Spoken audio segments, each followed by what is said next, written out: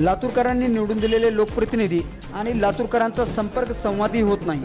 यामुळे सर्वसामान्य नागरिकांच्या मूलभूत समस्या सोडण्यासाठी वालीच उरला नाही, अशा प्रतिक्रिया लातूरकरांशी संवाद साधताना येत आहेत। लातूरकरांच्या समस्या समजून घेऊन त्या सोडवण्यासाठी संवाद दौऱ्याचे आयोजन करण्यात आल्याचे भाजपा युवा मोर्चाचे उपाध्यक्ष अजित पाटील कवेकर यांनी सांगितले।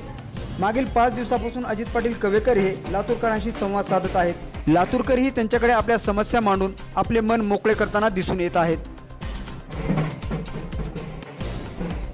आम्ही प्रत्येक परिसरातल्या प्रत्येक घरापर्यंत पोहोचण्याचा प्रयत्न करतोय, त्यांच्या भेटी घेतोय, त्यांच्या अडचणी काय ते जाणून घेण्याचा प्रयत्न करतोय आणि सगळ्यांच्या संवादातून एक गोष्ट प्रकर्षाने जाणवते की प्रचंड मोठा गॅप आपल्या नेते मंडळींचा आणि त्या ठिकाणी नागरिकांमध्ये दिसून येतो।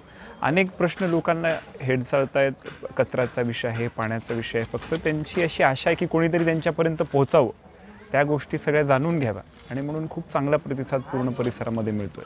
आत्ता प्रत्येकापर्यंत पोहोचण्याचं मानस आहे, ऐकून घेण्याचं मानस आहे, त्यांचे विषय समजून घेण्याचं मानस आहे। भारतीय जनता पक्षामध्ये अनेक जण इच्छुक आहेत, तसं मी इच्छुक आहे आणि त्याच्यापूर्वी म्हणजे जोपर्यंत ह्या सगळ्या प्रक्रिया पूर्णत्वास होत नाहीत तोपर्यंत प्रत्येक नागरिकापर्यंत जाणं, सामान्य जनतेपर्यंत पोहोचवणं, पक्षाचा विचार पोहोचवणं, त्यांच्या अडीअडचणी काय ते जाणून घेणं, मला वाटतं ही एक कार्यकर्ता म्हणून सुद्धा जबाबदारी आहे आणि म्हणून पक्षाचं काम आपल्याला तळागाळापर्यंत कसं घेऊन जाता येईल, त्यांच्यापर्यंत कसं पोचता येईल याचा प्रयत्न आपण करू। ह्या संवाद यात्रेच्या निमित्तानं आम्ही सगळे परिवार असू, आमचे सर्व स्नेही कार्यकर्ते असू, भारतीय जनता पक्षाचा सर्वसामान्य कार्यकर्ता असू, सगळेजण बाहेर पडून महिलांपर्यंत त्यांचे काय अडचणी आहेत, लाडकी बहीण योजनेचा त्यांच्यावरती त्यांना लाभ मिळाला आहे का नाही, त्याचा लाभ मिळाला आहे तर त्याचा फायदा कसा झालेला आहे, त्याच्यात काही अडचणी येत आहेत का, या सगळ्या गोष्टींची सुद्धा चर्चा त्या ठिकाणी महिलांसोबत होते।